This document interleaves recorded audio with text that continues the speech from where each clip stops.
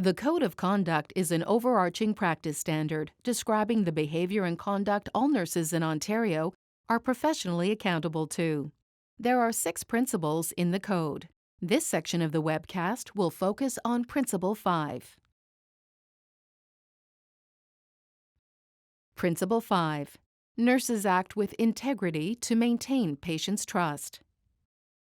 In this principle, nurses demonstrate how they act with integrity by being active and honest participants in patient care and fostering a culture where they say and do the right thing.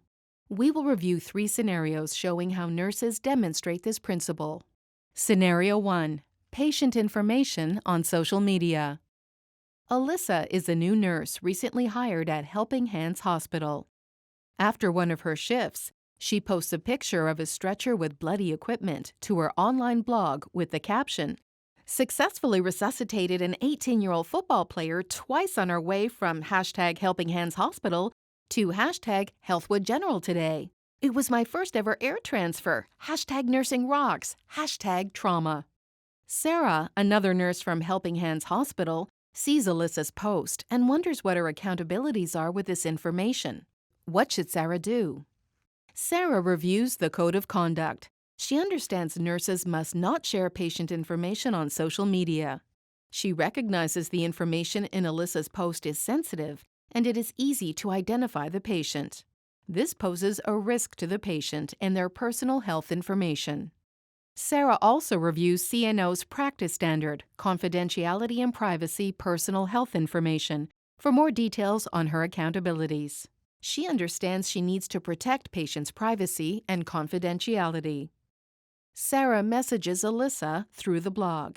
She describes her concerns about the post and reminds Alyssa of her accountabilities to maintain the patient's privacy and confidentiality.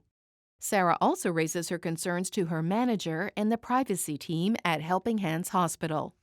Scenario 2. Conflict of interest. Ellie is a nurse working in a long-term care facility. When she is not working, Ellie runs her own independent foot care practice. Some of Ellie's patients at the long-term care facility require foot care treatment.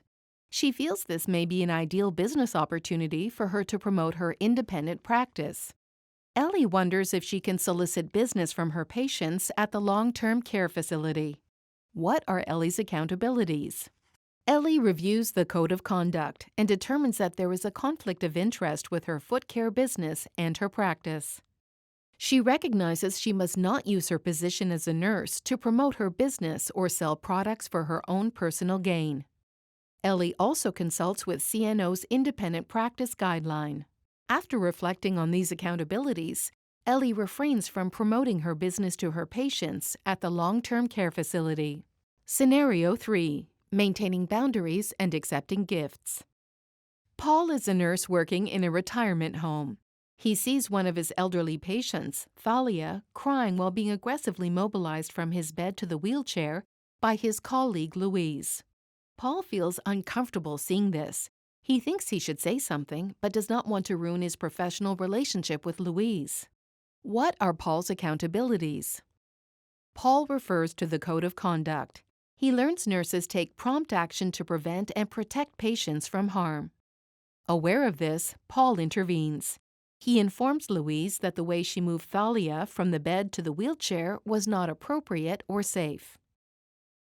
Paul spends time talking with Thalia to see if she is okay. By actively listening to Thalia and taking the time to understand her feelings, he is building trust with her.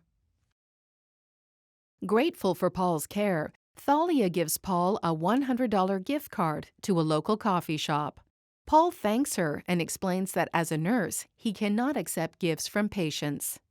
Thalia insists. She tells Paul it would be disrespectful if he does not accept her gift. Paul consults with his manager about this situation. His manager guides him to review policies about accepting gifts on behalf of all staff members.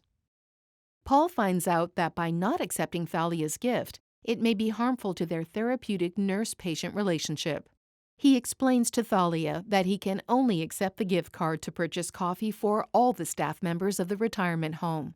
Thalia agrees to this. Throughout the course of Thalia's care in the retirement home, Paul notices Thalia frequently requests him to be her nurse. Other staff members have told Paul that Thalia often refers to him as her son. During a shift, Thalia asks Paul, "I would love it if you could make my care decisions on my behalf." Paul checks the code of conduct and learns of his accountability for maintaining boundaries with his patients. He reflects on his relationship with Thalia and decides she has a different understanding of their professional relationship.